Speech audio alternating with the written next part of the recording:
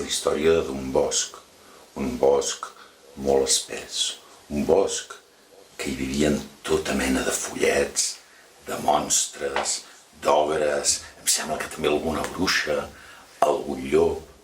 Però sabeu qui hi vivia també? També hi vivia, l'àvia Cagarrines. L'àvia Cagarrines era una àvia venerable que tenia sempre molta por. I per això l'àvia Cagarrines, com que tenia sempre tanta por, estava acompanyada d'una granoteta.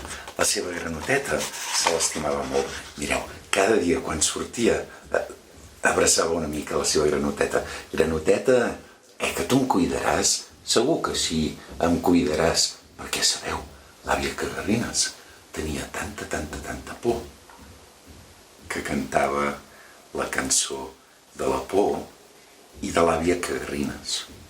Que no la sabeu? No patiu. Ara jo us la cantarem. L'àvia Cagarrines, l'àvia Cagarrines, i el que més m'agrada és que m'ha por. L'àvia Cagarrines, l'àvia Cagarrines, i el que més m'agrada és que m'ha por. Però vet aquí, que un dia l'àvia Cagarrines estava molt espantada i es va amagar a la cuina. Sabeu per què estava tan espantada? Estava molt espantada perquè des de la finestra de la cuina va veure que d'aquell bosc tan espès que hi havia al costat de casa seva en sortia el follet Tinyeta. El follet Tinyeta sempre cantava una cançó. Ui, quina cançó! Una cançó que feia molt de fàstic. Soc el follet Tinyeta i jo soc molt dolent. A mi el que més m'agrada és robar a la gent. Esclar, el follet Tinyeta, quan va veure la casa de l'àvia Cagarrines, s'hi va acostar de seguida per entrar a robar, perquè ja sabeu, al follet Tinyeta li agradava molt robar. Però quan era ben bé a la porta va veure un cartell que deia «Vigileu amb la granota». I el follet Tinyeta no va voler vigilar de cap manera i per tant va obrir la porta sense cap mena de problema i just quan va obrir la porta això a la granota verda no li va agradar gens perquè sabeu què? Que de sobte la granota, nyam, se'l van passar ben empassat. L'àvia Cagarrines estava tan contenta amb la seva granoteta que va cantar la seva cançó, la cançó de l'àvia Cagarrines, aquella que hem cantat abans, la sabeu? L'àvia Cagarrines, l'àvia Cagarrines, i el que més m'agrada és que m'ha por. L'àvia Cagarrines, l'àvia Cagarrines, i el que més m'agrada és que m'ha por. L'àvia Cagarrines tornava a estar molt espantada perquè se'n va anar a la seva habitació a fer el llit i quan estava mirant per la finestra, pobra àvia Cagarrines, que va veure que d'aquell bosc que hi havia al costat de casa seva en tornava a sortir algú que feia molta por. Era el Papu Pudent. El Papu Pudent era un papu que feia una pudor. Feia tanta pudor que es posava dins de les cases i amb aquella pudor que feia tothom havia de sortir de seguida. I se n'anaven i quan havien marxat ell aprofitava per entrar a la cuina i menjar-s'ho tot. El Papu Pudent també tenia una cançó. A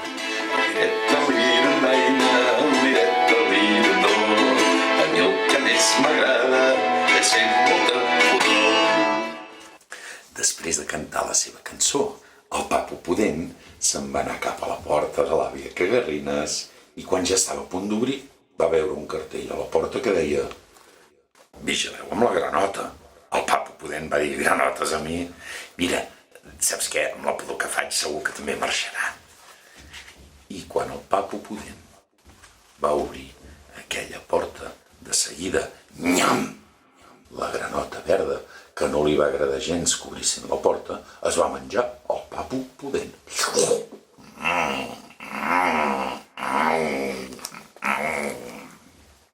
L'àvia Cagarrines estava tan contenta, que va tornar a cantar la seva cançó. L'àvia Cagarrines, l'àvia Cagarrines, i el que més m'agrada és que l'àvia Cagarrines, l'àvia Cagarrines, i el que més m'agrada és que Però l'àvia Cagarrines se'n va haver d'anar al vàter. I quan estava allà ben asseguda al vàter, per la finestra va veure que s'acostava un altre monstre. Un monstre molt dolent. Sabeu qui s'acostava aquesta vegada? Aquesta vegada s'acostava l'ogre Ganut.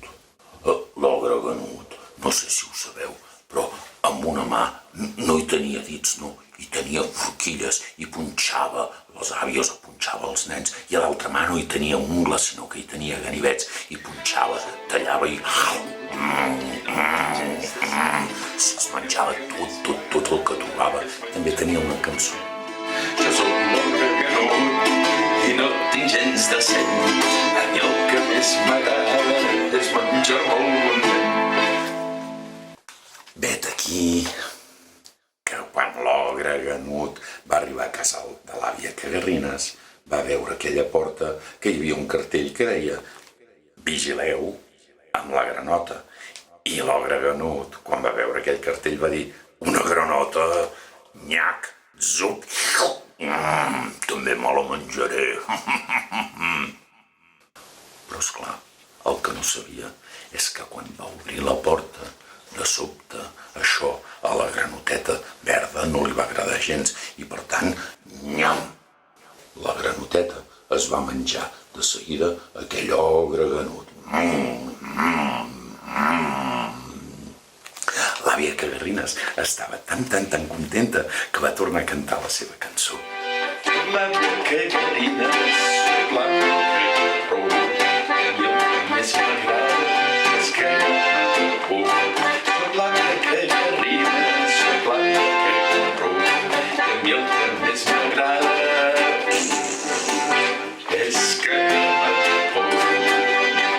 I després l'àvia Cagarrines a la granoteta li va fer una festa amb tots els menjars que va trobar més bons. Li va fer pastissos, li va fer magdalenes, li va fer piruletes, li va fer caramels, també li va posar unes quantes xutxes.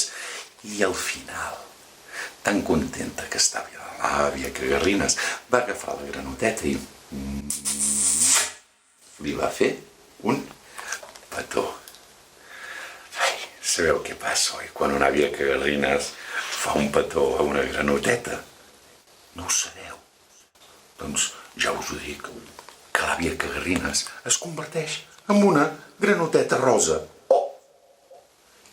Ai, senyor, que vet aquí que quan aquella granoteta rosa va ser vista per la granota verda, la granota verda es va enamorar tant de l'àvia granota Cagarrines, que sabeu què? Que també li va voler fer un petó.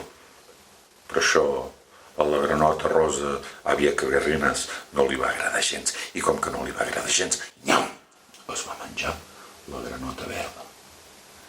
I l'àvia granota Cagarrines, sabent que es podia menjar qualsevol cosa, tant si feia por com si no, tota sola es va posar a cantar la cançó de l'àvia Cagarrines.